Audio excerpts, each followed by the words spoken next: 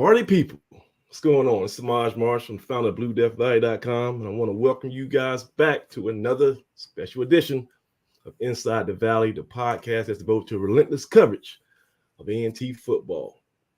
Of course, I do have two co-hosts to help me out. One of them is still in transit. He'll be in a couple seconds, but right now, normally he's the man in the middle. Right here, now he's the man to my right, but long-time insider, beat writer on BlueDeathValley.com for over 2 decades, the current president of the Greensboro chapter of the AAF, and my right-hand man, Mr. Craig Turner. CT, what's going on, man? Hey, Aggie Pride, what's up? Shamaz? Aggie Pride. We're back for another week. I tell you, after this last show, I feel a little bit better. Okay. Hadn't gotten some things off my chest, but so everything's about to calm now. So we'll see. We'll see what happens this week. I was going to say that this has been a hectic couple of days for us. Everybody I guess had to take one on the chin last Saturday, and so we went and had an emergency Blue Death After Dark show. By popular demand, we went live, and I think it was therapeutic. We got a lot of stuff off our chest. A lot of things that got said, and a lot of people got a chance to vent. And I think it resonated actually back to the university and the football program. So I think they kind of touched on some of the concerns that we had, and we'll talk about that later. But Coach Brown seemed to address some of the talking points that we had in our show Sunday night. And also kudos to you, Craig. You got a good instinct. That's the number one thing about you. You kind of like the brains of the operation, the soul of this show. So we were texting all day Sunday. And I was like, should we have a show, man? Because like everybody's just the walking wounded here. And you said, let me think about it. And then about an hour later, you text me back and said, yeah, we need to have one. You said we got it. The Aggie Nation is demanding. We kind of address this head on. And lo and behold, Craig, that's been our probably most popular show to date. Already over like almost 1,500 views. So kudos to you, Craig, for seeing that. It was needed. Well, like I said, you had it was a different deal being there in person versus watching on TV. Yeah. And if you were down there in the stands, if you were fortunate enough to get down to Durham, or unfortunate enough to get down to Durham, whatever the case may be, the A&T fan base was rocked. I mean, we were rocked to our core. Not from losing a game, because we've lost games before. We've lost to Central before, but it's the way we lost, and I think that just set bad with a lot of folks. So. But that was the end. This is now. I'm moving on to South Carolina State. It'll stay in the back of my mind as the season goes along, and how long it stays there will depend on what we do going forward. Yeah. That's a great way to sum it up. I think a lot of people kind of on a wait to see basis on how they're going to respond. At this point, there was a lot of frustration, a lot of, I guess, anger based on the product that we witnessed Saturday in Durham, and his final score was 66. Lord have mercy, 66-24. We just got mollywopped in every phase of the game. Wasn't really what we're accustomed to when it comes to Aggie football and when you face Central. So you know what, we try to have that therapy session Sunday, the Blue Death After Dark, but I still think we needed another infusion of some energy to kind of get us back on that, on the right foot. And so I went and I made a phone call, man. I brought somebody back from yesteryear, if you will, a guy who played here in the early 80s. And he knows a thing or two about putting Central in their place, right? Because right now Central's chirping, Craig. They going crazy on social media with their memes and their 66 route 66. Well. Yeah. So but back in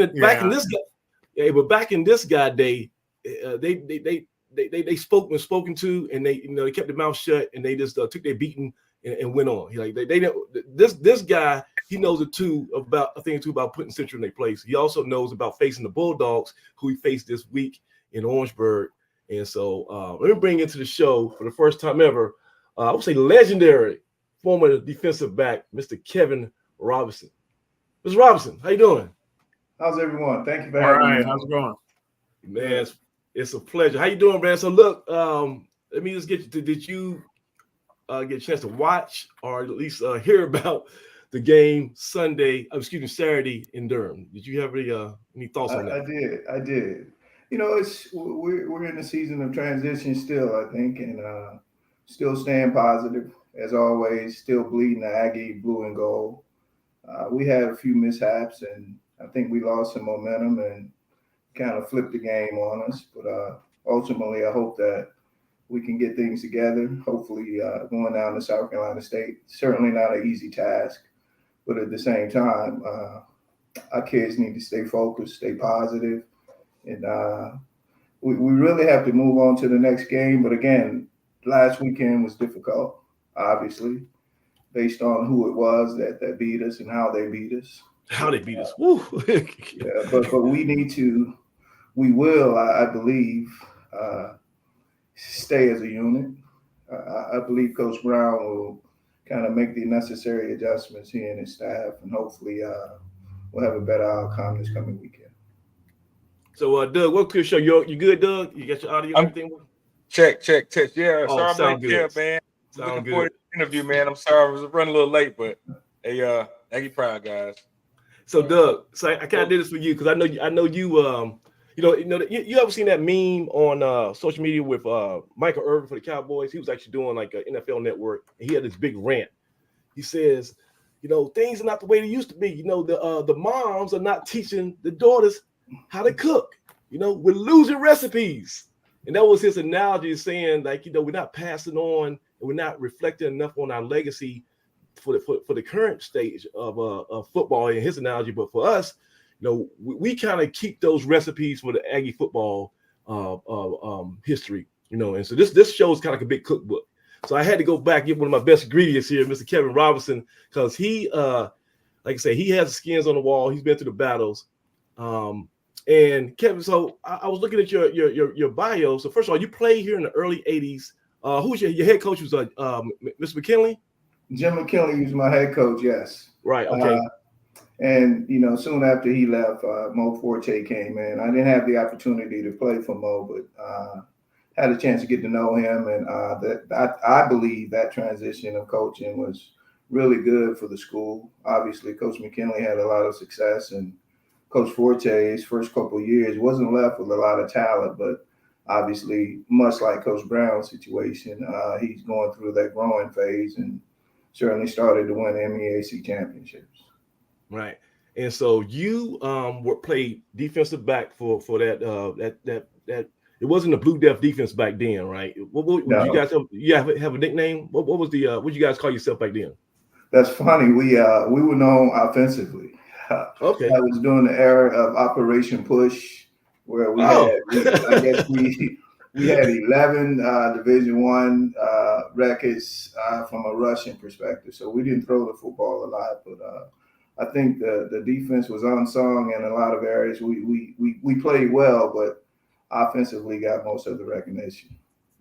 Well, you definitely got some recognition because right now you're still in the A&T record books as the co-record holder for the number of interceptions in a season. We had one of your tag team part, well, not your tag team part, but somebody who you hold the record with, Mr. Alonzo Barnett, Hall of Famer. He and you both had 8. It was mind-boggling when Al told me he had 8. So you had 8 interceptions in one season, and this is an era when it wasn't a lot of teams in the MEAC throwing the ball around, right? Yeah, I mean, honestly, Samaje, actually were a few teams that threw it around. You get the Tennessee State, Winston-Salem, and all right, yeah. Morgan State threw it around a lot. But you mentioned Alonzo. Certainly, I followed he and Curry Burgess, who played in that secondary. They were dogs, man. So, but I had the opportunity to have a really good season in '81. We were actually projected to win the MEAC. and man, we stunk it up, man. We lost every conference game. Oh, we were man. 0-5. But in fairness to everything, we had a freshman quarterback who played well, but he was young. We had a lot of returning starters. But again, we were projected to win. We finished in the cellar. But yeah, and they challenged us a lot. They threw the ball, and oftentimes they kind of disrespected us. So they put it up in the air, and I had to go get it. You also have another record, all-time record. You had 3 interceptions in one game. Is that correct? Yeah. We went up to Morgan State, and we were known. Supposedly, our weak link on our defense was our secondary. My junior year, I played with a very good free safety, Eric Westbrook, and one of my homeboys, Joe Clyburn, was playing corner. So that's the year we won the Gold Bowl. The Gold Bowl. Yes. All right. Yes. So Doug, you're supposed to be, the junior historian here. You connect the dots with your dad, Rap Brown, and today's guys. So do you remember that event known as the Gold Bowl? I think I was about an 8-9-year-old lad behind these guys, man. Hey, I was gonna tell Doug. I remember him tagging along with his dad. Like Rap was very influential during my era, man. He was a graduate assistant, so. As you know, with graduate assistants, their ages are probably closer to the players. So Rap was instrumental for all of us. So kudos to him. And Doug, you turned out pretty good, man. Oh, thanks, man. You guys there is the reason why I'm at A&T, man. That was a phenomenal era of football to watch. Just having such great leaders and guys that are big brothers, but great men. So yeah, that's when I fell in love with A&T and football around that time. So that's perfect. I appreciate that. But back to your point, Shamaz, and playing in Morgan State, that was actually their homecoming. And, all right. They were tossing the ball around, and we probably recovered 7 fumbles in that game. So it was a game full of turnovers. Was it raining? Was it raining or something? It was a little damp, yeah. Okay. They still wanted to put it in the air. So that was one of the 3 we won. Yeah, I'm saying on 1-3. So, but the previous year was probably at the time one of the most decorated seasons in A&T football history, because I think you guys had the most wins at the time. 1980. And this is the connection that I wanted to talk about, especially in lieu of last week. We just came off a 66-24 loss to those Buzzards, and back in 1980. You didn't get them good once; you got them good twice, right? So, Samaj, we beat them twice in 2 weeks. I love it. I think we beat them 49-13. 49-13. Yeah. And we played them in the Gold Bowl and beat them 37-0. And it's funny. The administration didn't want us to play them because they felt like we were going to beat them. But it was one of those things, man. Kids, we had worked so hard all throughout the year, and unfortunately, Central was our opponent again. And it's not a love-hate relationship. We didn't like them, and they didn't like us. So Yeah. Hey, listen. They had a packed house in O'Kelly Rick Stadium back there. It was 15,000 folks crammed into that little tender box. So that was probably the same atmosphere we saw Saturday, but so they getting us good now. Kevin, they talking about that 66, but if my math is correct, 49 plus 37, what is that? Is that 86? Yeah, but I'll tell you what's interesting, Samaz. That very next year, 81, when we were predicted to win the MEAC, right? They came to our place at Aggie Stadium, and my roommate played high school ball with one of Central's receivers. Okay. And I can't believe we did this to this day. We walk over to their dressing room prior to the game, and we say, "Hey, where's Vic?" And they say, "He's here." Man, they bring Vic to the door, and we telling him how bad we're going to beat him. And he's looking at us like, you dudes are crazy. What y'all doing over here? It's just me and my roommate. But they smacked us that day. That's the only time I ever lost to Central. They smacked us on our field like 37-6, man. But you know what? I just appreciate the bravado and the cojones y'all had to walk over there and do that. That's one of the things that people are saying this week in the aftermath of that loss is that do we have that energy, that competitive fight that you need when you go into a battle with Central? You know, so it's good to see back in the day. Y'all ain't have no problem with that, huh? Well, I guess from my view, you have to give Central credit too. They certainly upgraded their roster. Yep. You know, and in many forms of fashion. So they're a different team, and they're more athletic, and they're more disciplined, and they have really good coaching. And not to say that we don't, but they're more evenly matched with us than they have been in years past. Gotcha. And so how did you even arrive at A&T? Because you're a South Carolina guy, right? Yeah, it's funny. All through high school, people just assumed that I was going to go to South Carolina State, probably due to Willie Jeffries, their initial coach, went to high school with my father. So Willie Jeffries, and back then, I'm trying to give you an example of what Willie Jeffries was basically Rod Broadway today. That's how much he was respected and revered in Black college football, HBCU football circles. And so he was the man, right? And so he went to school with your father, and you are, top high school athlete in that area, and somehow, okay. So tell me the story. Go ahead. It's interesting too. Willie Jeffries actually coached at A&T. He coached D-line. He did. And I think it was like the early 70s or something. So he knew there was some history there. But I felt like they wanted me to play on the offensive side of the ball. That's what I played running back and defensive back in high school. And man, I don't like getting hit. I like to dish it out. So I made it clear. But the other piece to that too is my running back coach was an MEAC official. So he went every weekend officiating MEAC games. So at the time, obviously, there was no internet, et cetera. So he would take our game film and kind of force it out amongst all the MEAC teams. So, the most interested, I had a lot of MEAC teams coming after me to come play for them. But kudos to Coach Glenn for being able to do that, just to get our name out there. But I think everybody in the city union felt like I was automatically going to South Carolina State. But it's interesting. Chancellor Martin, our newly announced chancellor, his mother was James Martin. Yes. Oh, okay. Yes, sorry, James Martin. Yeah. His mother was our guidance counselor. Oh, wow. So you have a connection to the current chancellor? Yeah, he went to my high school. He's from Union. We got to get in one of these. We told him we got to get in one of these. Okay. Yeah. That's he right. actually, he was in the graduating class with my sister. So he's probably 3 years behind me. He was a really good baseball player. It's funny. When I used to see him, I used to tell him, hey, young fella, but now I'll probably tell him, hello, sir.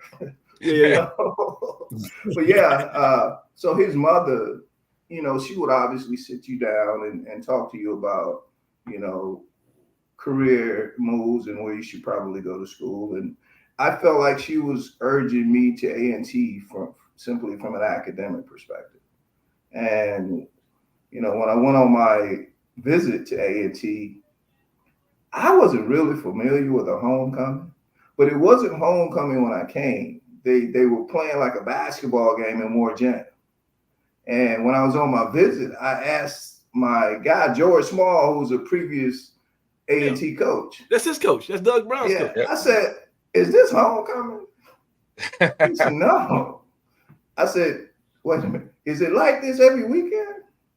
He said, kind of. And you remember James the Bird Sparrow? Sound like the bird. Man, he was in Moore Gym dunking and going down court doing the bird wave. Hey, Kevin, slow down. Hey, Oh, man. Listen, you're painting a picture here. So let me slow you down. Okay, because I wasn't expecting all this, right? So your guidance counselor was the mother of our current chancellor, James Martin, right? Yes, indeed, yes. And so James, our chancellor's mom kind of helped steer you to A&T. You come to A&T, your guide is former A&T coach, Doug Brown's head coach, George Small. And when you walk in the Moore Gym just to kill some time, you see Bird. Of all people, I can't remember. They were playing. I can't remember if it was Howard or who they were playing, but Man, I was so intrigued by the atmosphere and the camaraderie that was being displayed, right? So it was all new to me. I had been to South Carolina State, but this was unmatched. And a couple of guys were with me on the recruiting visit. One of my homeboys who passed away, James Fraud Williams. When we walked out the gym, I told him, I said, "This is where I'm coming to school." He said, "You gonna commit already?" And then they take us from there to the student union. We hadn't even talked academics yet. We just talking lifestyle, So it was amazing, man. What a weekend, man! I'll never forget it. And so your career spanned from 70 what to 81? Like 78 to 81, yes. So, okay, right. Yeah. But learned a lot. Came to A&T. I wasn't the biggest kid. I wasn't the most highly recruited kid. But I always had that work ethic, and we were deep in the secondary when I arrived. We had a crew they call the Greensboro gang, and those dudes could really play, right? And so I waited my time, continued to get better. First time ever lifting weights, so got in the weight room and started to see some growth, and things started to get better, and I never questioned my decision. I never beat South Carolina State. But that's okay. I knew that I had made the best decision for me personally and long term. The relationships that I built at A&T, man, are unmatched. And I personally don't think I could have done it anywhere else. And so, you had some wars against South Carolina State. You say you didn't get a chance to knock them off, but y'all, going down to Orangeburg every other year and them coming here. Could you just paint a picture? Because like you said, we losing recipes, man. We got since we left the MEAC, and we've been playing South Carolina State somewhat regularly, but there's not. I don't know if there's a guarantee we're gonna play them, a whole bunch of times in the future. We gotta still figure that out. But for folks today, younger folks who don't understand the significance, because we had a thread, I think, that somebody was asking, is South Carolina State still a rival? Talk about in your era what that A&T South Carolina State matchup was. I mean, it was huge. We, during my era, they had a lot of guys that were going to the pros. We had a couple of people that were being looked at, but they were so physically strong and mentally tough, man. All due respect to them, they were flat out better in a lot of areas. Going into the game, you knew you were going to be in a dogfight, but the one thing that you can never show them is, you're down and out. They were just, like I said, we were 0-4 against them during my era. We played them close a couple of times, but that tradition is strong down there. But we had a strong tradition as well, But when you start to think about today, I think we beat them 7 out of 8 times or something like that. 7 in a row. Yeah, 7 in a row. Yeah. So they, I'm getting texts and calls all week. They're waiting on us. Oh yeah. But I truly believe this. Like, we didn't play extremely well. We didn't play well last week, but it's a new day, and I believe that we can go there. Now, their interior is definitely physical and will challenge us, but I think it's going to be a good game. I do. For some reason, I believe that. I believe that. I haven't been to a South Carolina State game there in a few years, but I'm confident. They're kind of, I wouldn't say they're in a rebuilding phase, but because they did very well in the portal. Yeah. And brought some kids in. So I think it'll be a really good football game. But to answer your question, that rivalry will never go away. Although they have beaten us during my era, there was still some respect there. In 1980, I think I see that y'all played them in a neutral site game. Y'all played them in Giant Stadium? We played them in New Jersey. And to be quite honest with you, man, we had them on the ropes there for a minute. Yeah. They had Charlie Brown was one of their wide receivers who played with the Redskins for many years. He kind of stretched the game out by catching like a 19-yard corner post pattern on us, and that kind of saved the day for them. But to be honest with you, I think that was the first time we were probably more physical than them. Okay. You know, we were just as physical as they were, but they just caught a lot of breaks, and they ended up beating us again. But it seemed like that kind of got you guys mentally right, because I think you won 6 straight games after that. And Yeah, no doubt. Yeah. You know, and you know, I also say, you know, Winston-Salem, they pushed us and they challenged us as well. You know, in Central, so they were Florida A&M. That conference at the time, you know, there weren't any weekends off.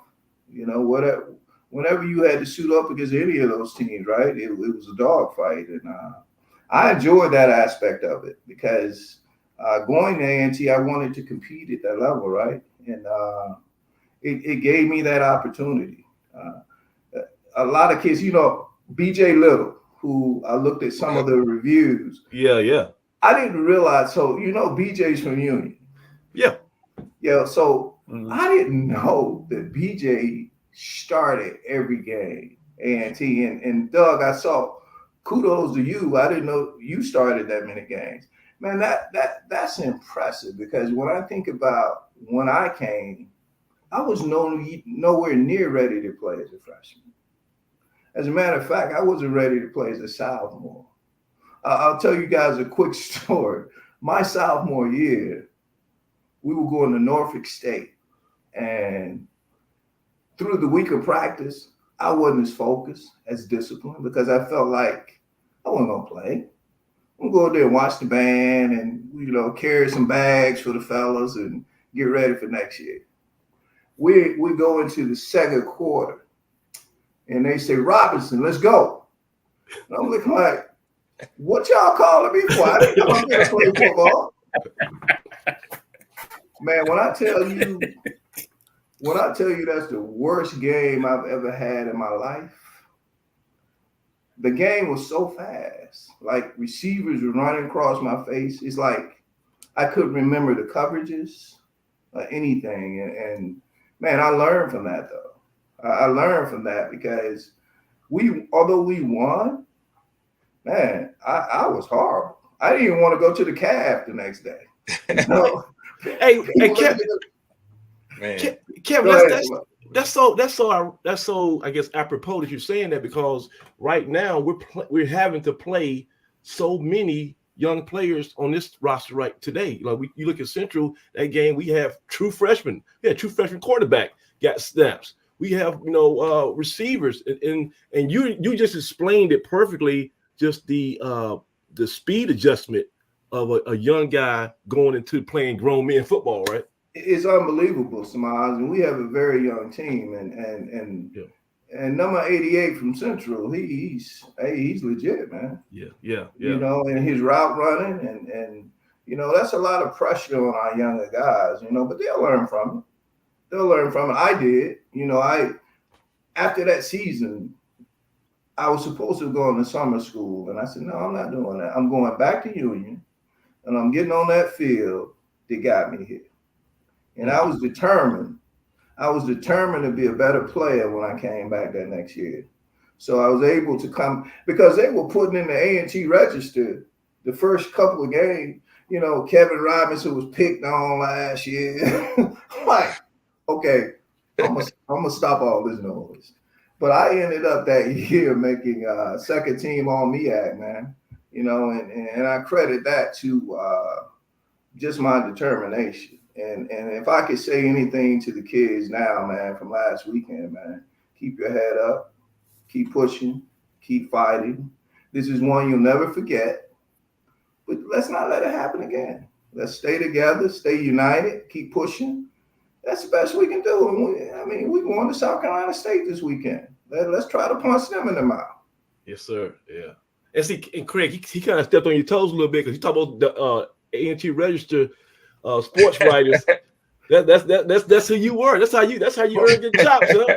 But you know what, Craig? He was right. I left the year. I left the year before Kevin got there. I graduated the year before Kevin got there. That wasn't you. I would never come out of school. Listen, I'm not saying he was right in saying that, because I was horrible that day. But he did come back and give me kudos a few weeks later and saying, you know, I was really playing good defense and this and that. It's about encouragement and staying positive, but don't read all the newspapers too. That should tell you that too. Don't read all the clippings, man. Yeah. And the most important thing too is you have to develop your craft, right? We're all athletic, but when you run against certain teams, certain individuals, certain schemes, I mean, you have to use some techniques, some fundamentals, and that's important. You got to tie that into your game outside of all the athleticism. Yeah. So, Craig, this is kind of a trip down memory lane for you, I'm sure. You were kind of in. You said right before he got there, you graduated. So, just tell me what you remember just about, right. That program, that team. Well, yeah, I was, even though I graduated, I was still living in the area, so I got to see a lot of Kevin's development as a defensive back. And I'm going to ask you, Kevin, I'm going to put you on the spot. I'm going to ask you a question. Sure. Why are you not in the Hall of Fame? It's funny, Craig. I've never applied. Oh, come on now.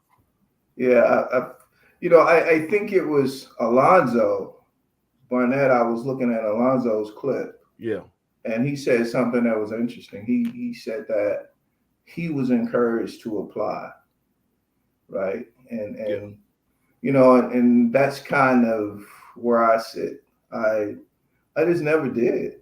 I just never applied, but certainly I admire everyone that has gone in and respect that wholeheartedly. Hopefully that could happen for me sometime in the near future. But I relish looking at athletes and going in, Craig. And I don't know. Again, hopefully it'll happen sometime in the near future.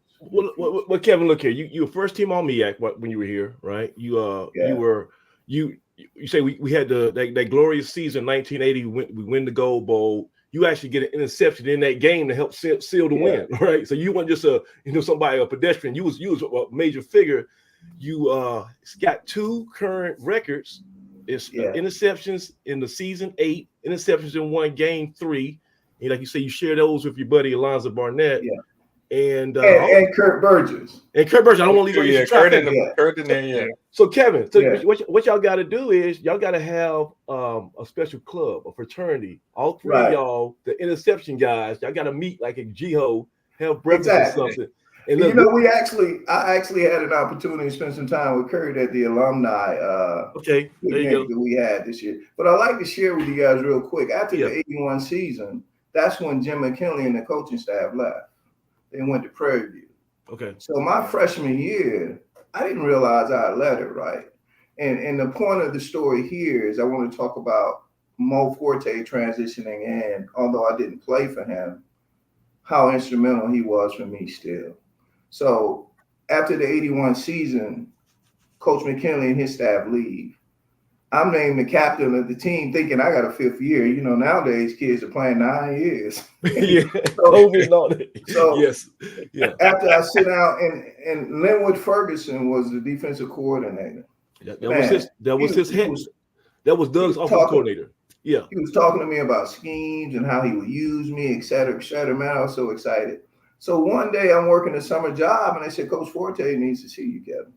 So I go see Coach. And he had that look on his face. And keep in mind, I probably only known Coach for maybe 2-3 weeks. And he told me that my final year was being stripped because it was reported that I led it my freshman year. So I said, Coach, the draft has already passed us by. What am I going to do? And keep in mind, he just coming in, he said, don't worry about it. I got you. So he nurtured me. And, there were days I teared up like, man, what, are you serious? So teams were already in camp. He contacted a friend of his who was an agent. So long story short, fast forwarding everything. I worked out for several teams. So they were telling me, man, we're going to take you in the 4th, 5th round. You good. So I go back to Union, South Carolina the day of the draft. Man, it's 6:00. I hadn't heard anything yet. And I'm looking at my brother like, what in the world? So the phone finally rings. It's the Detroit Lions. I hadn't worked out for them or anything. So I get on the phone. Keep in mind, what am I, 20 years old? And the guy says he's calling from Detroit. I said, Detroit?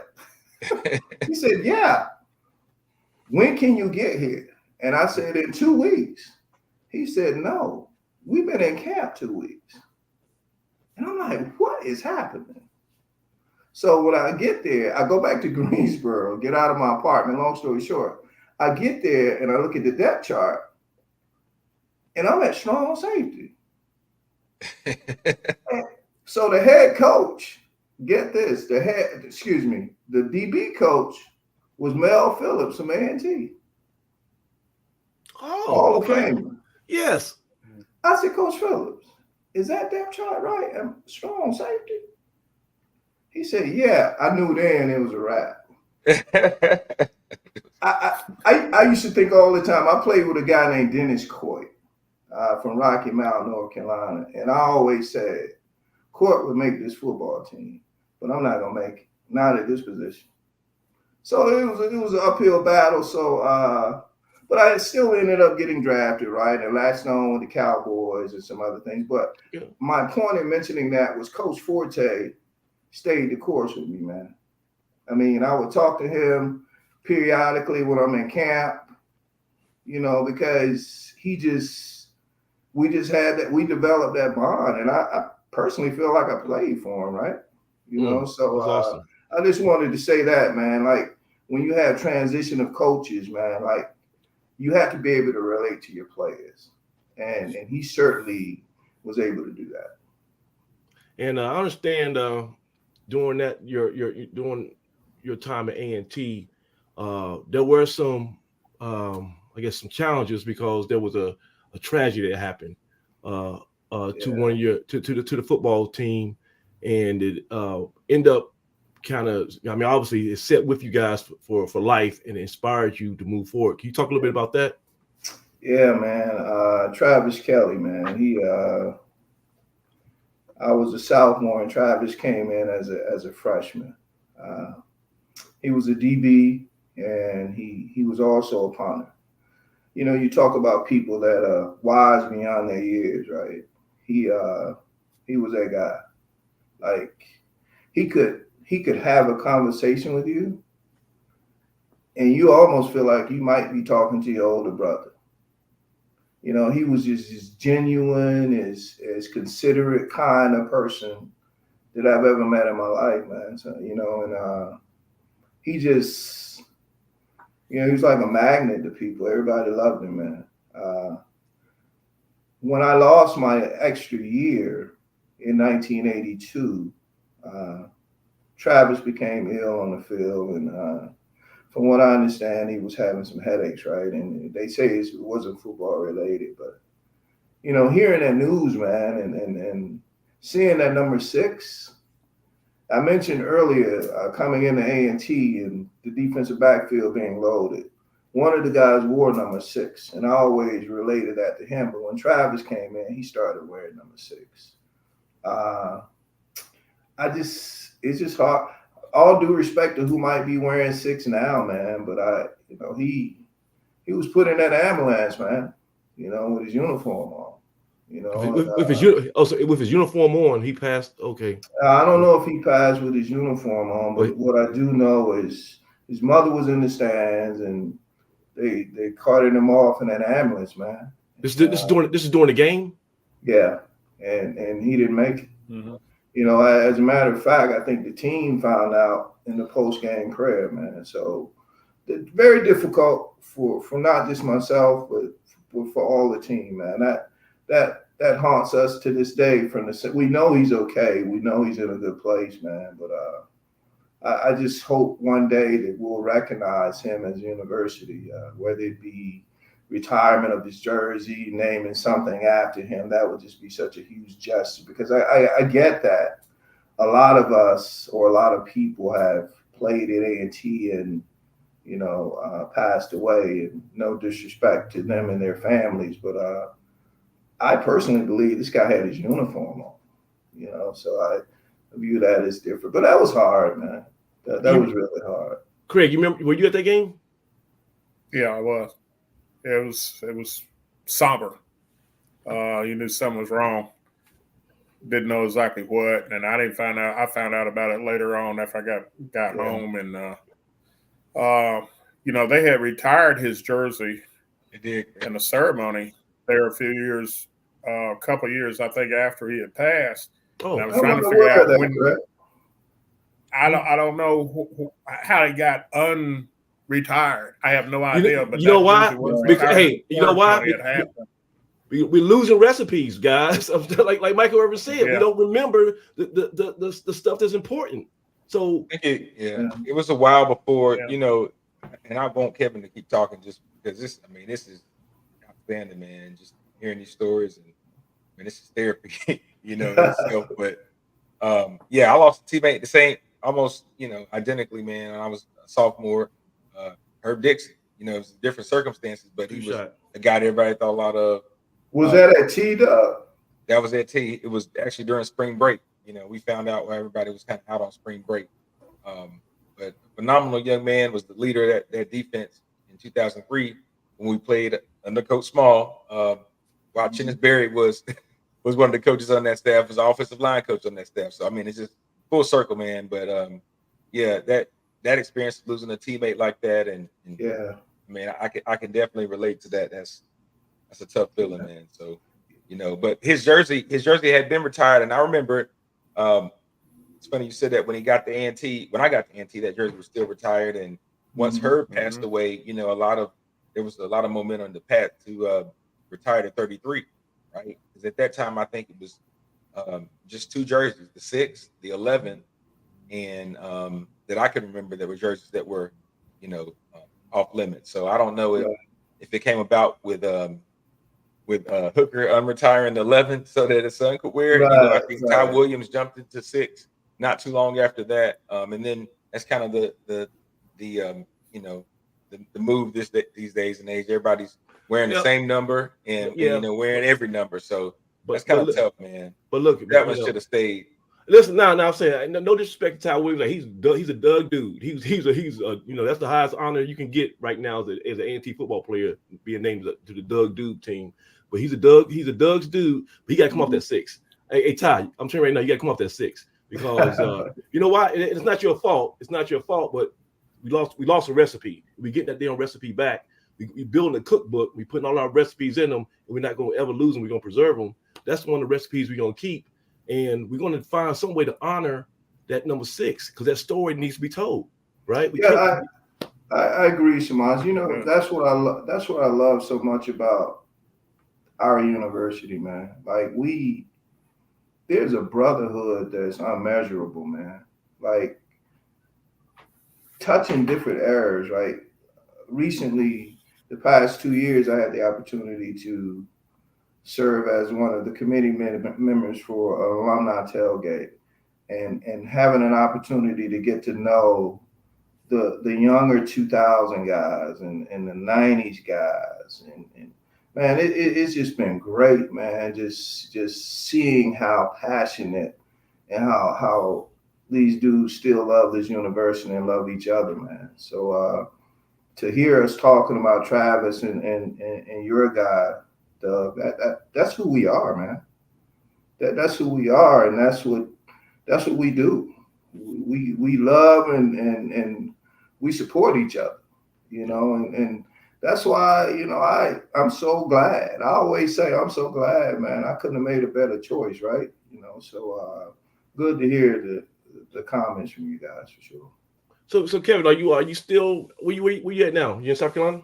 I'm in Lake Wiley, South Carolina, which is on the border of Charlotte. Yeah. So okay. Yeah. But I would tell you guys this. Want to tell you a quick story. I like to talk about the highs and the lows of my career. The low was the Norfolk State game, but one of my highs in my career was the first Hall of Fame game in Aggie Stadium, now True Stadium. We were playing Winston-Salem State. Our quarterback, William Watson, his brother quarterback Winston-Salem State. So he would come up, right? and visit. And he always said he wanted to beat me, burn me. I used to tell Watt, hey man, get your brother, man. Get your brother, man. You know, we going to the game, he just talking and like, get your brother, man, get your brother. You know, so we played them that day in Aggie Stadium. And I used to tell him to this day, well, he's passed away, but God bless him. Before he passed away, I would tell him, you got your team beat that day. He would ask me, what do you mean, man? I said, because you were so intent on beating me, and I was the best thing in our secondary, and he wanted to beat me. So his running back, he set him up. The guy was a really good running back. Craig, I don't know if you guys remember the guy Mike Ferguson. Oh yeah, Winston. He was really good, man. So yeah, he was. So Doug, we're in a 3D zone. They inside the 30. So I know from a play calling perspective, you can't run but so much. I got the end zone back here to help me. So he runs this guy on a mini post. So he ran him on a mini post, and my break was late, so I know I couldn't pick it off. And I said, "It's gonna be a collision," and it was a collision. And he was out for like 4 weeks. I dropped him. It was the first knockout in Aggie Stadium. Now, granted, I bruised my sternum.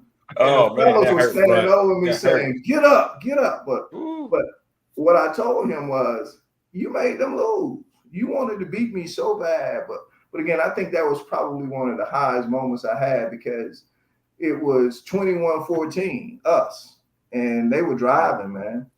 And that kind of ended the game because the ball popped up, we intercepted it, and we moved on. So I needed to share that, man. That's tough. Well, look, we got a question here from Shawanell Wiggins. She says, do you think it would be a good idea for former players to become big brothers to our current team? Do they need to hear these stories of overcoming?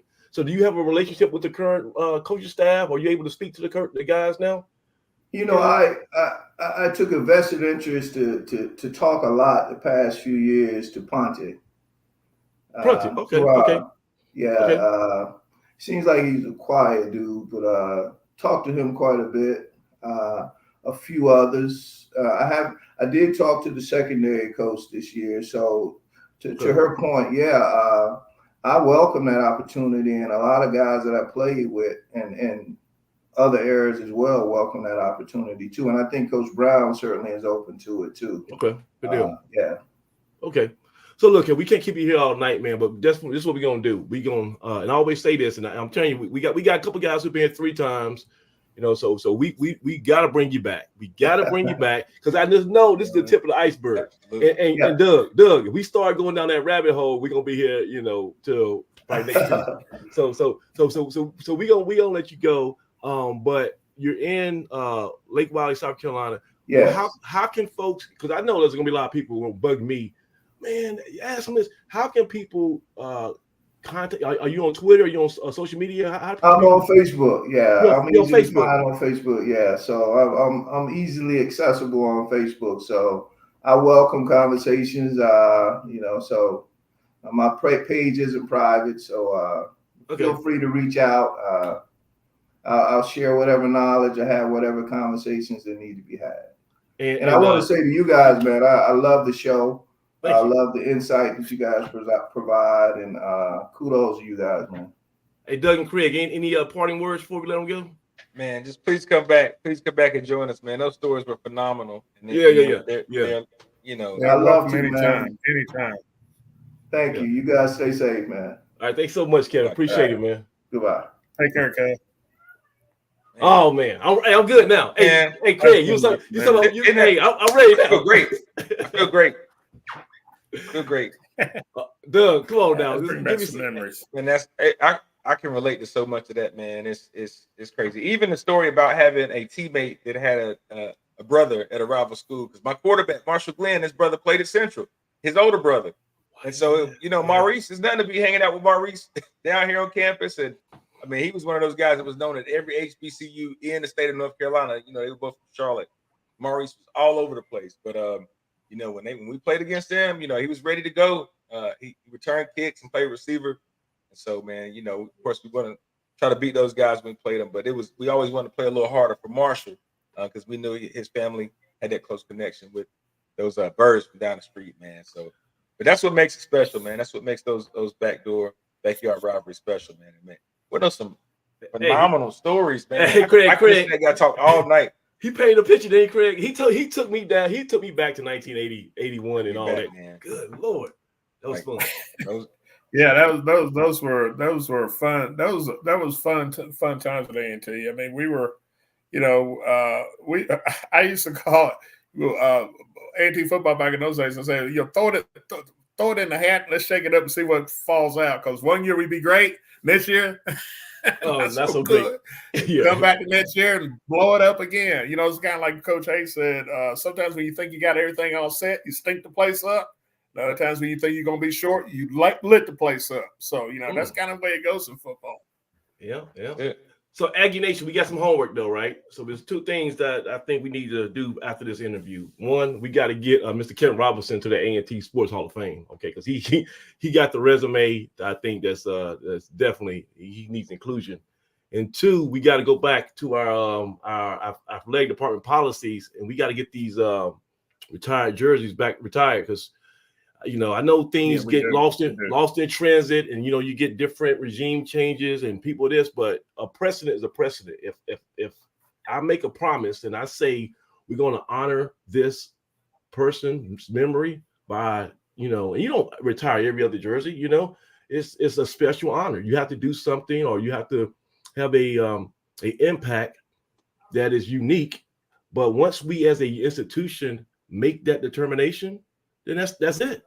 It ain't like, oh well, seasons change. No. This is infinite, right? So we got to go back, find out what have already been established. It sounds like that number 6 jersey was at one point taken off the rotation, and we had a whole ceremony, and then we lose recipes and we forget, and then we get instances like this, and he didn't want to say that, right? But that's hurtful because that's when your brothers who, as much as me hearing that story, I get kind of teary-eyed. He lived through it, right? And and Doug would tell you don't forget that. When you lose a teammate, somebody who you fought with, knuckle to knuckle, on the field, and this had such a connection with in life, a brother in every sense of the word. When you lose them like that, it stays with you. And kind of that, I guess, that healing process is when you're able to honor them. So if we're going to honor somebody with a retired jersey, then that jersey needs to stay retired. That's my soapbox. But we'll try to get that fixed. But guys, we had a rough one on Saturday. Okay, we got to put that behind us. And we got a new opportunity on this Saturday night, Orangeburg, South Carolina. So what you want to do, Doug? You want to take a one final thought, look back at Central, or you want to just go straight to the South Carolina? I did go back and look at the film. Okay, what you think? My glasses is filling up a little bit. I'm getting closer to half full. Okay. Coach Brown did say some right things, man. He was actually hit the nail on the head in terms of some mistakes that we made at just the most inopportune time. Mistakes that take you out of the ball game, and they weren't all just glaring, block punts. Some of them were just, personal foul, a missed assignment, not the run fit. Those things that turn up to be big plays. But we just did it at the wrong time. But you definitely felt early in that game it looked closer to how we played against Wake Forest versus how we looked against Winston-Salem State. So we showed some positive. You hear me say it all the time. Sometimes it's the Jimmys and the Joes and not the X's and the O's. And, right. Missing a few guys in there, guys that we count on to be playmakers. It's tough. So we don't have that depth where we're just, next man up. I know that's the mentality, but sometimes it does make a difference. And we're still figuring things out, still a young ball club. But hopefully we grew from Saturday. Like, gotta get what you can get out of the game. Take it as a learning experience. I'm not putting that one, as I said, just on the coaching staff or the athletic department, anything like that. There's some things we can do better as a football player. Michael Jackson said it best. I'm starting with the man in the mirror, right? You have to look inward first, and get yourself right, because you know, when I turn on the film, there's some things I don't like that I saw out there that don't seem typical of the program we're building right now. So, you know, I want to remind guys to keep the main thing, right? Let's celebrate as a team. A little less beating our chest, a little less being cool. Like, I promise you, you play your hardest, you win ball games, you're going to get all the accolades and all the camera shots. Kevin Dorsey, Aaron, they don't miss. They're going to get great shots of you, They're going right? to find you. You don't have to run Kevin's going to down find the you. field, beating your chest, you know, after you make a play. Because it might be the next play that you don't make, and now you're shaking your head walking down the field, right? Like, we hadn't made enough plays to celebrate all the good plays, right? Make a play. Really. Hell, you're supposed to make that play. That's why you're here. That's why you're at A&T and not Central, because you are good enough to make that play. All right, so let's get back to playing football the Aggie way, right? Playing our hearts out. We still gonna coach them up. We're still gonna get them right. But we just got to get back to doing what we can do, because you know, like Kev said, South Carolina State's waiting on us. He's not the only one that went over against South Carolina State. They're always a hard-nosed football team. They're going to be hard-nosed. They think they got this one in the bag, so this is a perfect week to sneak up on them. And I didn't realize it was their first home game, their home opener of the season. So, and it's going to be bananas down there. But, you know, I love a game like that. We've been in some tough environments. I think we had a hell of a black college schedule this year to marry with our tough CAA schedule, right? Hey, let me say, my man Earl Hilton, my best buddy, kudos to Earl, because you couldn't predict a more fan-friendly, you couldn't had a more fan-friendly schedule than we have this season. You know, we got the best of every world. We had Winston State at home, we had Central on the road. Now we got another historic HBCU rival. In the big, you know, in Orangeburg, and then we got the big one here at a homecoming. So you know, kudos to my man Earl, best bud. But Craig, let me know, did you get a chance to rewatch the game, and did you any takeaways from your second look at it?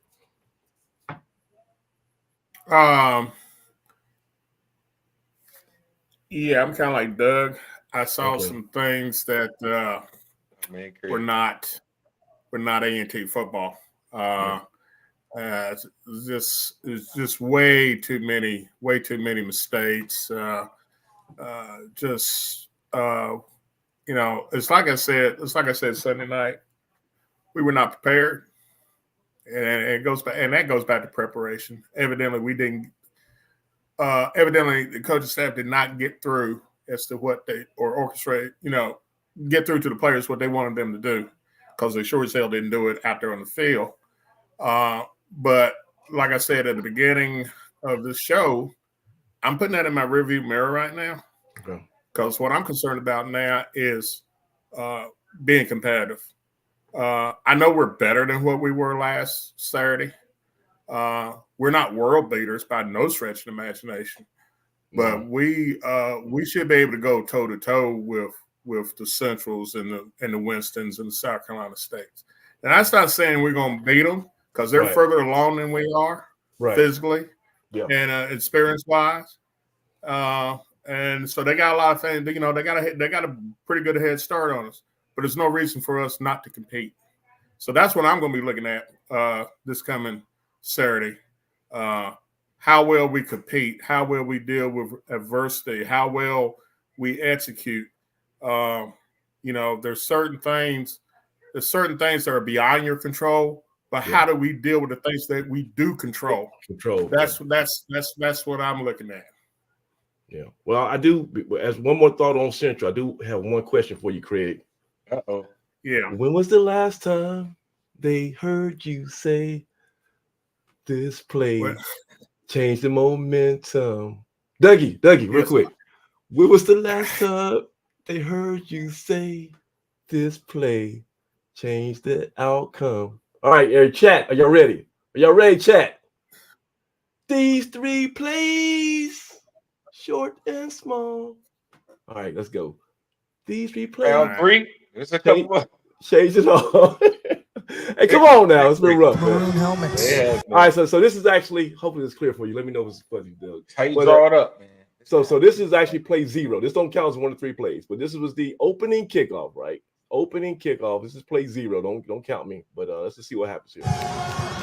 And we are underway in this 2024 edition of the Aggie Eagle Classic. Back for the return and already quickly underway. The Aggies making some noise on the return down the sideline. There he goes and into the end zone. That's my guy. First of all, that's my guy. That's my guy. Fellow Newt Harris. But what does that look like? What does that look like? Who does that look like?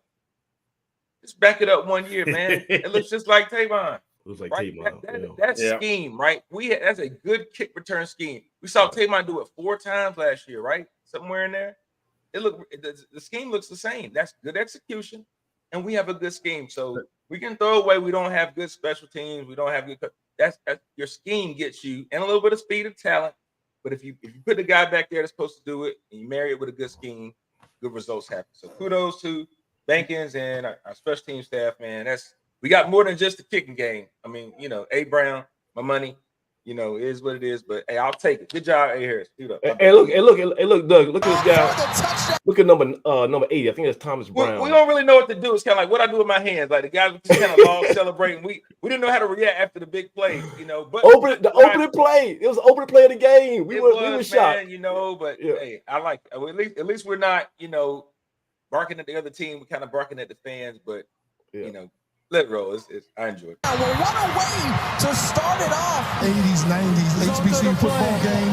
Well, no times the special teams play will let you down. And in a rivalry game, you have to play great. It's great block by number 80. I think that's Thomas Brown. I hope that's the right name. But he was very, very easy to just give up and let the number 23 guy get an angle and push him out of bounds. It's also very easy to get caught pushing in the back and getting that whole run and come back a little bit. So you have to hustle to get that edge, so you're not pushing him in the back, and you're not, and so that's a tougher special teams play than it looks. But he screams him off. It's awareness. It's good awareness. It's a smart football player. Because there's been times when we look up like, oh man, why didn't you get him? All you have to do is get in his way, right? Like that's effort. That's effort. Being coached up. That's doing your job. I appreciate that. That's good work. Special teams, North Carolina A&T taking advantage of the mishap. And really, I mean, he doesn't score if he doesn't do his job right there. He doesn't score if 80 does not. And this is not one of my 3 plays, guys. This is 0, but that's a great hustle play by number 80. By North Carolina Central to strike first. All right, so first, here's the first of the 3 plays. We get the opening kickoff. Now, like I told you, it was electric atmosphere.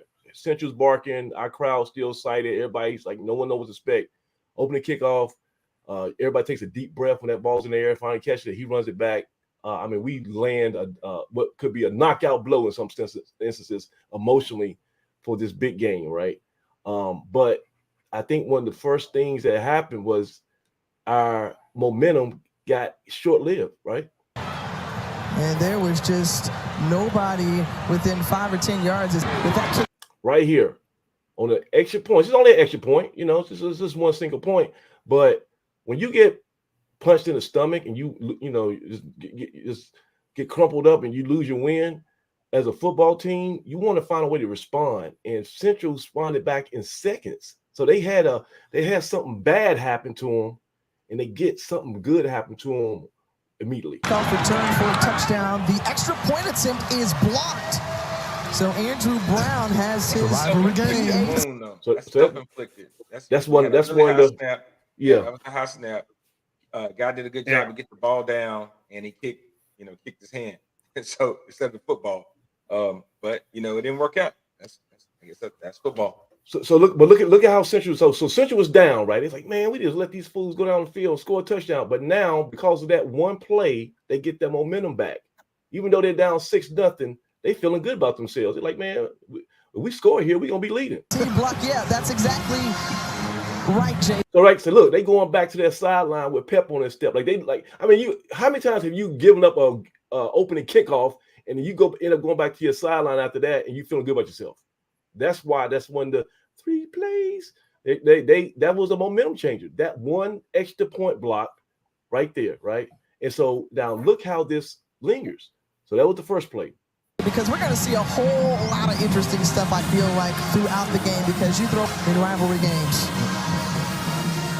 first of all, that was a great play. He just threw my center, whoever that was, my number 77, threw him to the side and put his hand up. And that dude had like an 80-inch wingspan. And big boy got some ups too. That was whoever that was an awesome play. It made a difference. Just a good job of getting that left hand on it for the block. So on the ensuing kickoff, so this is literally the third play of the game. Our kickoff they kick off to us, we return it for a touchdown. Then we kick the extra point, they block it. On the ensuing kickoff, let's see what happens. HBCU legend and a pro football legend as well. Phenomenal linebacker he was. All right, the Aggies kick it off. And this one, he is going to bounce out of bounds. Oh, can't do that. 2 out of the first 3 plays we lost in the kicking game. The first 3 plays were kicks. So we want, hey Doug, we want a good one in the kicking game. Then we go ahead and immediately surrender to extra point, and then we give them ball. We got pretty good kickoff return coverage. We could get these guys down to 10, 15, 20 yards. We end up giving them the ball on the 35. It didn't matter. It didn't matter either. Because we had them 3 and out. Well, I digress. You digress. So we go to kick the ball out of bounds. So now they're feeling really good. Not only did they block an extra point, then they got the ball at the 35-yard line. So they start matriculating the ball down the field, doing a little offense, but we bow up. Like Blue Death is not, we ain't throwing in the towel just yet. On the first drive, we still got a little bit of fight. And end up getting them to a 3rd and 35. So that's not what you want, but again, we're going to see a whole lot of everything, I feel like, in this game. So Find something he likes right away. 3rd and 5, and they on our 45-yard line, but they don't got no kicker. So if we get a good stop here, they don't get positive yards. I don't think they're going to be like Delaware and go for it. I think if we get a stop here, then they're going to be in punt mode. Then we get the ball back, and we have a 6-point lead, and we're feeling good about ourselves, right? The whole tenor of the game could be back in our favor. Central is getting a little bit restless, right? Because they're like, man, we starting off slow. We just had a kickoff for a touchdown, and we got a turnover on downs. When this ain't gonna be our day. We gonna have to start playing tight and nervous. A&T might be a team of destiny, right? So 3rd and 5, and they go for a pass play. Quick passing game.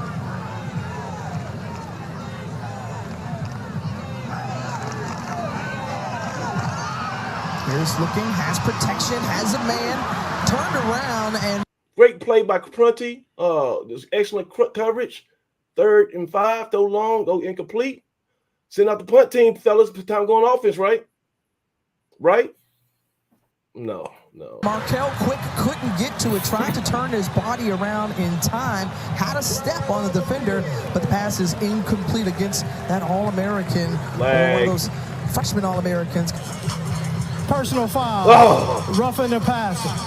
Defense, number 0, 15-yard penalty, automatic, first down. And instead of 4th down, it's a like the pass rush.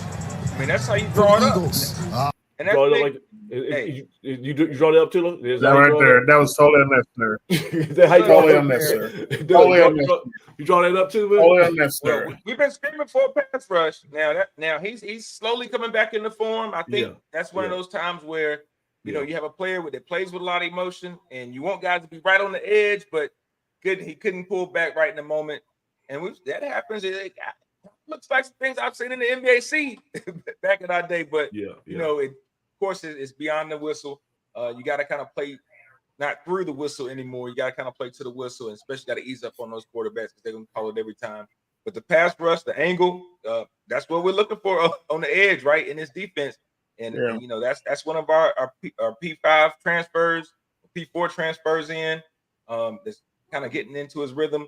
Missed some camp time, and so when I talk about guys that hadn't been 100% or hadn't been out there, that are slowly starting to figure it out. I mean, those are some of the guys we had penciled in as being difference makers. And I think you saw in that play, he can be a difference maker. You just got to ease up, on the quarterback there. But, tough play because at this point, they've got 30 yards of penalties and not a lot of yards of just offense that they've earned, right? So we give them 30 yards off the rip in 3 plays. And so that's play 3, but that's like 3.1 because I got 2 more that I'm going to combine. So that's 3.1, right? That's one of 3 plays. And so Central, of course, they get the first down and they go back and march it, and so they end up getting a touchdown basically on this drive. They could have been punting, but we give them a new life and they seize it, so they go up 7-6. However, on the next series, right, we we haven't thrown the towel yet. We still got some talent, like you guys said, and we hand the ball off. He threw him to today's college football. Our game-changing running back, Kenji Christian. Now, Christian, as you know, he was absent the Delaware game because of the hamstring. So there was a question if he was going to be available. I guess he did some treatment during the week, and he was a go. He gave it a try. But as you see on this run, he wasn't quite up to his old standard. First look at Kenji Christian, and Christian that I saw in the spring, in the summer, and at Wake Forest, he's hitting his head on the goalpost, and then we up 13-7 on this play right here. On the outside, Christian. Right there, he tried to get into that fifth gear, and that transmission locked up on him. You talked about the lightning. He's got. What do you say, Craig? Yeah, you can see where you can see in the stride it went off halfway down through that run. Yeah. Hey, Doug, what does a hamstring injury feel like, man? Give us an idea. Nagging. That's one of the injuries they call it nagging injury because it just never really goes away. Hamstrings, quads. I mean, once they start, becoming an issue, it just takes a while to heal. The only way you can really heal it is resting, right? So he took some rest, and I'm sure he felt good and wanted to give it a go. I mean, again, that's why you come to A&T for games of this magnitude, and it just. Unfortunately, in that long run, he probably hadn't ran that hard since the Wake game and some of the Winston game. But, sometimes when you get top speed, it's tough as an athlete to say, let me shut it down. Let me not hit my full stride, especially when you haven't done it in a long time. So that's what happens, the hammies and those soft tissue injuries like that. So tough break, hindsight. I mean, probably would have done the same thing, would have went out there and gave it his all like he did, because that's what Warriors do. So, yeah. We have a talented group, talented backfield, and we got some guys who are going to get some more reps. And hopefully he can bounce back and get back out there, man. But we need him. To go out, and not be 100%. He kind of set the guy up, and he knew he wasn't going to make it to the end zone, so he kind of set him up. Get that. Jimmy's and Joe's, man. That's another difference maker. That clearly, when he's out there, we're a different team, right? I like that for him though. He gave him that. Kenji's gonna give you some. I think. Being around West, we've talked before about how just that generational thing keeps passing. That's one group of guys that continue to pass that torch down is our running backs at T, man. So, and they've been physical, man. You're right. Yeah, running back, you was not losing recipes because they're all the running backs. They stay in contact. Mo Smith and all those guys, man. And now, the guys from past years, the Markel Cartwrights and. You got Hicks back in the fold too, now, man. Hicks is back around the team. Aggie greats just gracing Aggie land, man, on an average day, man. Seeing those guys, man. Yeah, so he's so. One man to beat, and he's popped out of bounds by Isaiah Norris. Mission by the second. I'll tell you right where it hits. Area of North Carolina. Right there is where it kind of start getting ginger. He was like, I ain't got it, but I'm about to make this dude pay. Whoever let the first one come up here, like what was that movie, the Hurricane with Denzel Washington was that prisoner. And the guards about to rush his cell. He's like, "Yeah, y'all gonna rush me, but the first one come in here, you about to catch it." So that's what Christian was saying right now. He said, "The first player who come up, I'm about to get you." Central, they fell for the ball fake, and then Christian just turned on the the outside. Then you probably, I'll take it, but you probably want him stepping out of bounds too. I'm sure that didn't help the hamstring either, man. Pick up some more yardage. All right, so he goes down. We end up getting he has some terrible play calling, Coach Marsh. I ain't like our play calling right here because we ain't take no shots, and we end up kicking a field goal. So they respond. They get the ball back. They do a little central, little mojo, and they get down 3rd and 1. Looks like a definite run play, based on the formation, and looks like our inside linebackers are ready for whatever they got going. We shouldn't. If anything, we might get beat down here to the field side off tackle, but we shouldn't get beat up the middle. We got 2 linebackers and a safety cheating down, and the box is kind of loaded. So we'll see how he handles 31. Now we'll see if his defense can get a stop here on 3rd and 1. No, sir, says Jamari Taylor. Oh God.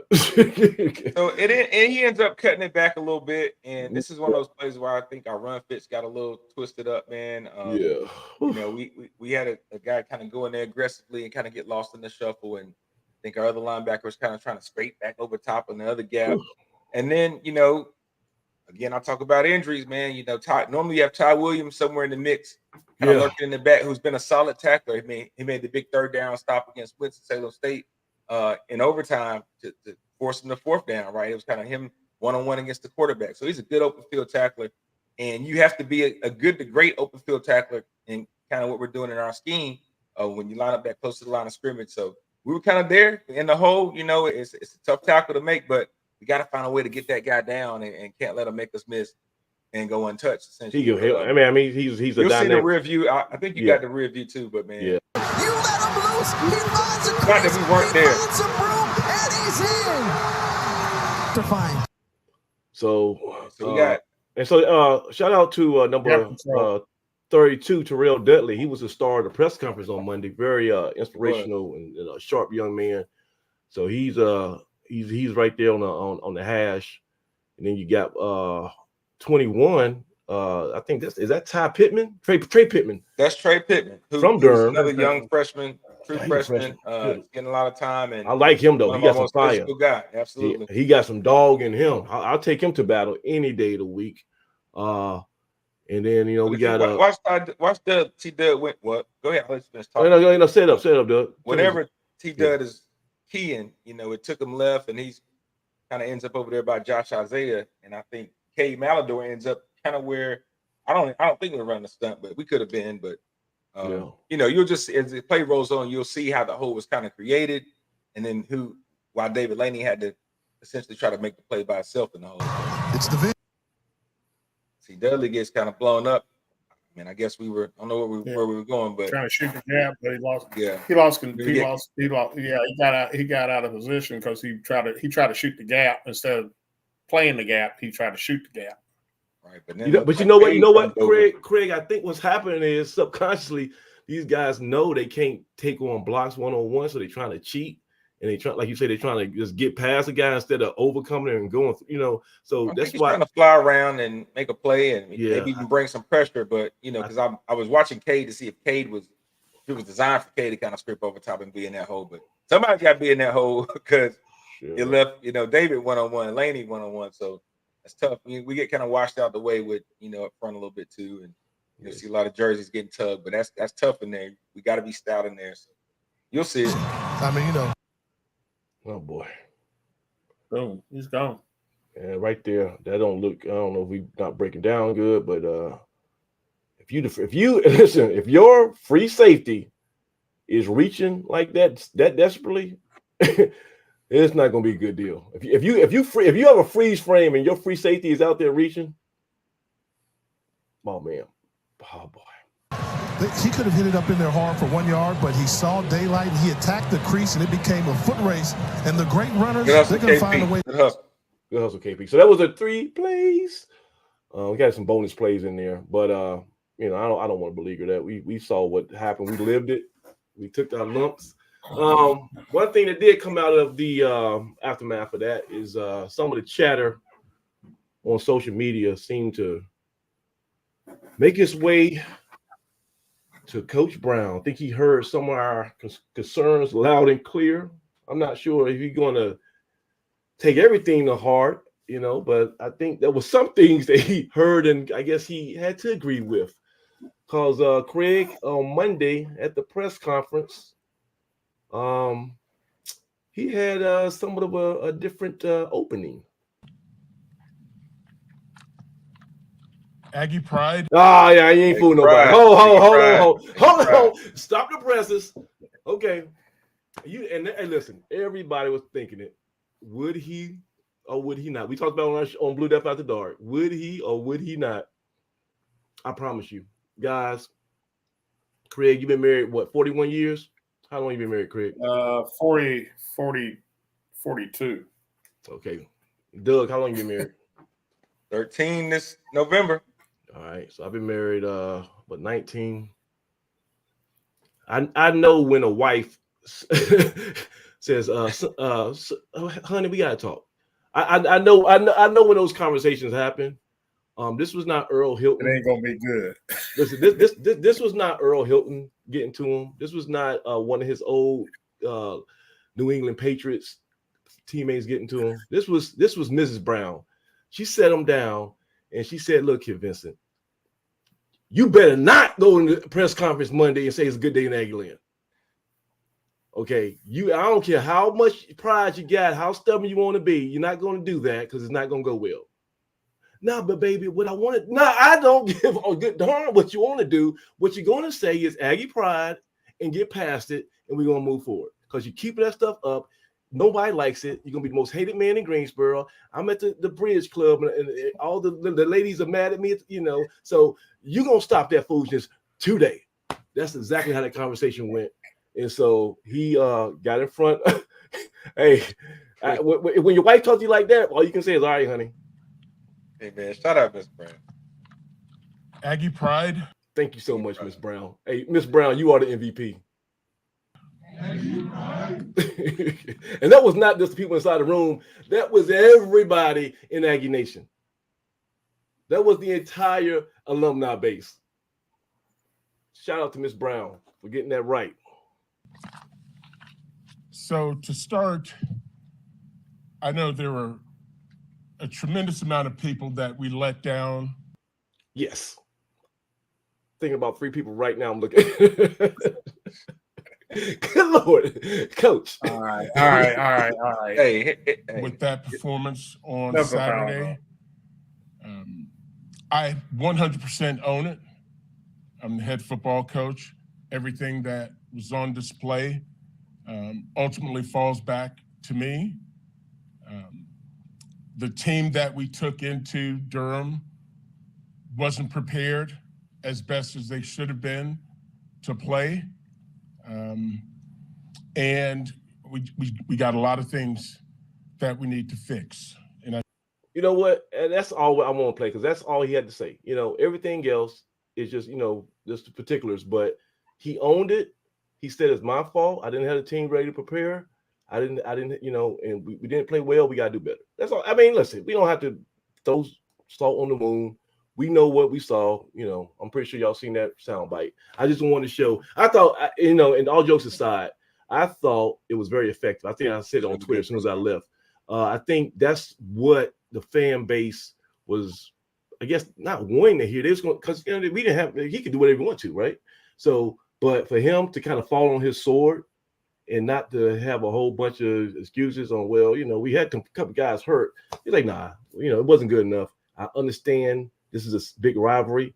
I understand this is important to you guys. It's important to me. We're going to do better. And all you can do is take him for his word. Any thoughts on that press conference, Craig? How you thought he came across? No, I mean, he did what he had to do. And like I said, it's it's I think it'll be measured over the course of the rest of the season, beginning this week. I think he had made a statement that we got 8 games before the Central game. He said we got 8 games after this one. Well, the clock starts today, or will start this coming Saturday. So you got 8 games to improve it and get it right. And like I said, it's not about wins and losses because I've been around football enough to know personnel when I see it and good football teams when I see it. But, and we're going to be playing against teams that are going to be pretty good, but they're not head and shoulder. The rest of the way, they're not, with the exception of maybe Villanova. I don't think any of them are just head and shoulders way better than we are. So my thing is be competitive, be in a position to when you get into the latter stages of the game, be in a position to make something happen. And I think and if you make the plays, great. If you don't, we'll live with that. But we just need to be in a position to not be in a position where we're last Saturday, and they run up more points than the Las Vegas slot machine. So we got to stop that. Then that we got to stop. We have got to be better defensively. Yeah. Because I had more problems. I had more problems with the defense than I did the offense. I had more problems with the defensive showing that we did than the offense. I know the offense was kind of hamstrung once KJ went out, and then Kenji went out. We were hamstring, so we have a week to adjust to the personnel to be playing this week, assuming that they can't play. But defensively, that ain't getting it, folks. So we got to get a lot better defensively, especially against the run, because we got gashed. Well, the silver lining with that, Craig, we saw we did see some young Jaden Williams get in at linebacker 44. Had a nice goal line tackle. I think maybe one of his first or second plays in the game, and showed some good strength for a young kid. I think he's going to be special. So I'm interested to see some of these young guys, some of these freshmen get an opportunity. I know they're gnawing at the bit.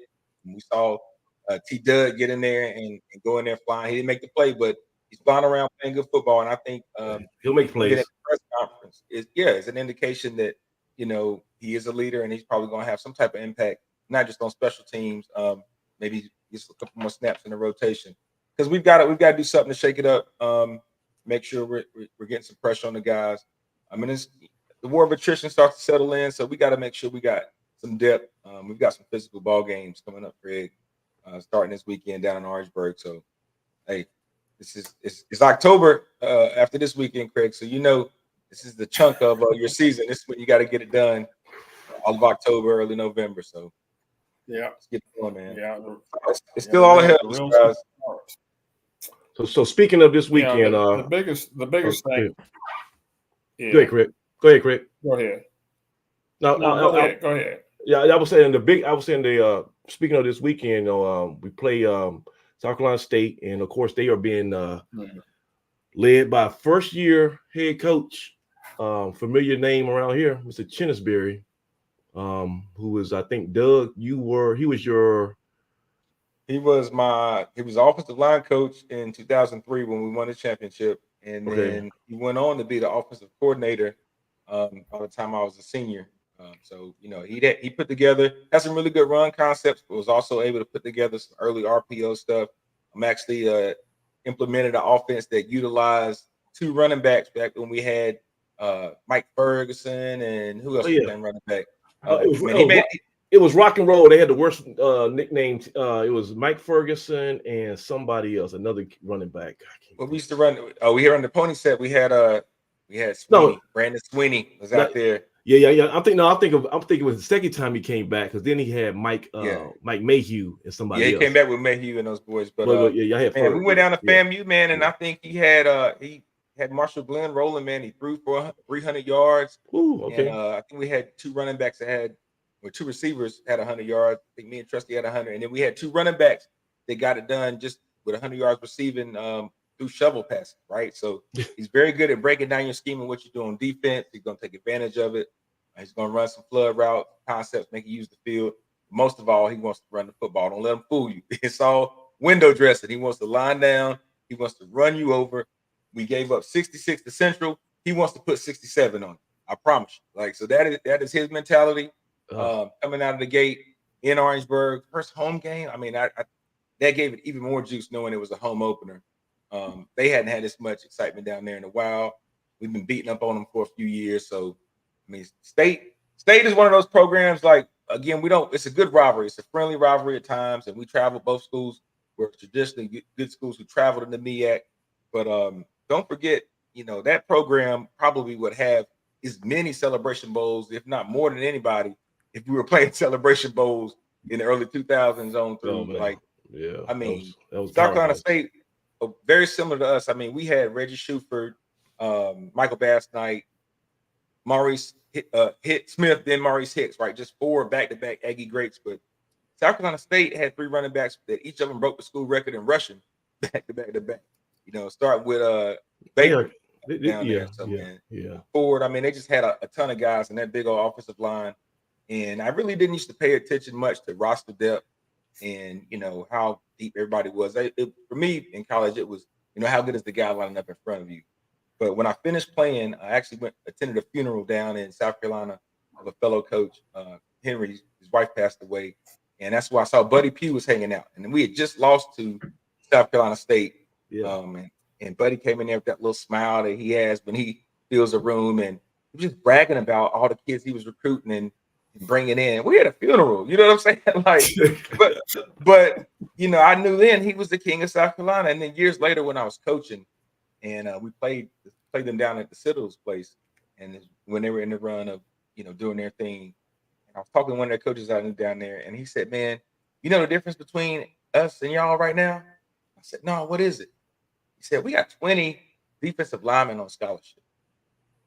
20 defensive linemen on scholarship. So there was a method to them dominating physically, right? Like they had some resources in place, and they had a system to be dominant and tough up front. So from that point on, I was like, man, until we get 20 defensive linemen on scholarship and some quality depth, we won't be at that level of like just ferociousness up front. So it's going to be a dog fight, right? And it's funny that Kevin said what he said about going in there and them always being more physical and just being a better athlete ahead of, in front of you a lot of times. They were always like that with us. And even our championship year, and they beat us like 40-something to nothing or 40-something to 12. I think we had a couple of points, but, physically they were dominant. But I always say that the Aggies always smarter than the South Carolina State guys. I don't mean to be, any kind of way of be mean to those guys, but we were always a little bit smarter of football players, and it always showed at some point in the game we would make a mistake or we would trick them with a trick play or something. And then who made the play down there? McDaniel had the pick. No. It was Daryl. It was Harold. That was Harold. Yeah, Harold had to walk off interception as a defensive end. He jumped up, put his hand up, caught the ball, ran in for a touchdown. And but that was before that, didn't they fake a kick? They had a chip shot field goal to take the lead. It wasn't even a tie. They could have taken the lead. They were on like the 10-yard line, and Pugh went for a field goal, and that went crazy. We ended up running back. We won the game, man. And so that's the rivalry for you. It's up and down. So we'll see, man. Nick Dobson had a big game that game. He had a one-handed touchdown pass. Put him on the map. Kinsley and Fetty threw an actual touchdown pass to him. He replaced Jalen Fowler. Jalen Fowler was having a rough afternoon. And Fetty came in there, threw a touchdown pass, helped us get that W. Hey, so Craig, Chinnis like built a powerhouse over at Benedict before. Well, he was at Southern, I guess, before he came to Benedict, and Benedict was his first head coaching job. But Craig, you can talk about this. Right. He had a monster at Benedict College, right? Yeah, they lost one game over 2-year period. They went 10. I think they went 9-1 one season, and then that was last year. There, he went 10-0. He was ranked number 1 in the country at Division II, and then his buddy decided to call it quits, and he pretty much told South Carolina State, "You're hiring Sheena's Berry," and so that was pretty much a done deal. Everybody knew who the next coach was going to be at South Carolina State. And so he proceeded to not only take the job, but he also brought the whole damn team from Benedict over to South Carolina State. He literally brought the entire team, all those guys, off those championship squads out of SIAC. So they're loaded. They've got a ton. They've got a ton. I've watched them. I've watched 3 of their games, and they got a ton of talent up front as far as offensively. They run the football exceptionally well. They're averaging like 225 yards on the ground, like 8 yards a carry. So they get it done up front. They're moving some people out. Defensively, they still have some things to work out. They tend to give up. They're like us. They kind of give up some explosive plays from time to time. Okay. but South Carolina State is more than capable. I will say this: if I'm trying to compare South Carolina State and Central schematically is got a nice. They have a nice schematic, but South Carolina State got the better athletes. So they got some heft down there. So it's gonna be interesting. But they're not unbeatable. Like I said, they lost to Georgia Southern in a blowout. But I watched the highlights. They were only down like 7 points to Georgia Southern. Then in the second half things got out of hand. But they in the second half Georgia Southern's depth took over. They were in a shootout with Citadel up and down the field in a high scoring game. It was terrible. And they had FAMU on the ropes in the season opener.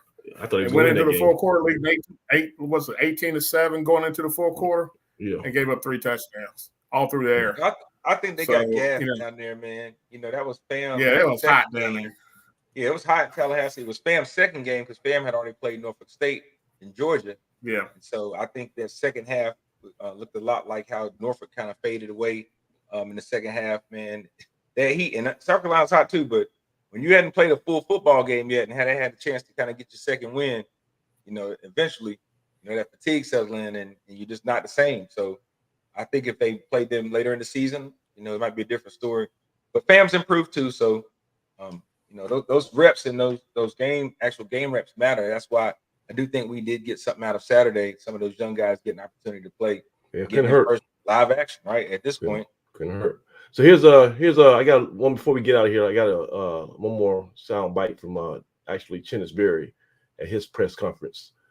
We're still playing out of conference. A&T is no longer in our conference, and the MEAC there in the CA. I like that voice, Coach. You got the professional press conference voice. Fun fact, man. My son, my oldest son, was born March 24th, 2007. March 24th, 2007, over at the old Greensboro Women's Hospital over there off of Green Valley and Battleground, Lawndale, whatever. And day he was born, I'm running down the hallway, passing out cigars to everybody. Guess who I see? I see Chennis Berry. Chennis Berry, his son was born the same exact day as my son in the same hospital. Man. Yeah, so that's a fun fact. And we joking. He was I think he was at Southern then, gave me his business card. He was at Southern. He remembered us. He was so happy. I was so happy. We high-fived each other. We danced, man. So that was a connection. So Chennis is like I said, he's now at South Carolina State, but he knows about A&T. So we're still in our out-of-conference slate. So it's important that when we play against out-of-conference teams that we play well because we're representing the MEAC. And, we really take pride in that. Us head coaches, us 6 head coaches in the league, we always talk about it, that when we play out-of-conference, it's important that we come back with victory, and that because it represents our conference in a big way. So we have North Carolina A&T, a team that anybody that knows, I was on the other side coaching at A&T twice, actually. So I understand the rivalry of A&T and South Carolina State. Matter of fact, we used to play them in Charlotte and what they used to call the Battle of the Border back in the day. So I was on the other side. Now I'm excited to be on this side as the head football coach at South Carolina State. So it's a great day. We're super excited. The chemistry is amazing with our young men, and I can't wait to see us go out there and play. Oh, man. He got a little bit of pep in the snip, Doug. Oh, yeah. That was his thing, man. Now he's a little bit smaller, a little bit slimmer than he was. Yeah. He was at A&T, man. Coach Berry was a big guy, man, and he used to bring that fire, but he was not a guy that was gonna let you sit around and not give your best effort. Right? He got the most out of everybody that he coached, and that type of energy permeates throughout your team and your entire offense. So again, it doesn't have to be your head coach, but it's always nice to have one of those guys on the staff that can get you going. But sometimes it's not gonna go your way. You don't have that type of energy. But man, Coach Berry is a good guy, man. It's a funny guy. And you joke all the time, man, about me being in the anti-gospel choir, but Coach Berry was one of those coaches who was in the choir as well. And he had a lead song. There you go. Yeah, he had a lead song back when we sang, man. So to coach a kid, but also stand beside him and sing songs and be in the choir with them, man. That meant a lot to a lot of our guys. But yeah, that's why Doug be hating on me, because I be singing better than him. Doug used to be the hey man, I don't know. You in Casino used to be the lead vocalist, right? Casino Watkins. I was definitely not a lead vocalist, man. We had that was the quarterback room. We had Marshall and Rico and Ivan Larrymore, all those guys sung all the songs, and then Coach Barry, Coach Lee. So that's awesome. That was a good times, man. But yeah, Coach Barry remembers that, man. He didn't just coach at A&T during those stints. I think the second time he came back, it was under Coach Lee, who was the coordinator. They were both coordinators together when they kind of left A&T. So he's got some good memories here. Again, you said his child was born here, so and my child was born in that hospital too, which no longer exists. They knocked that hospital down. Knock it down, man. Man. So he's a good guy, man. I'm looking forward to seeing him and chopping it up with him this weekend after the Aggies get the victory. Yeah. All right, so we gotta get out of here, guys.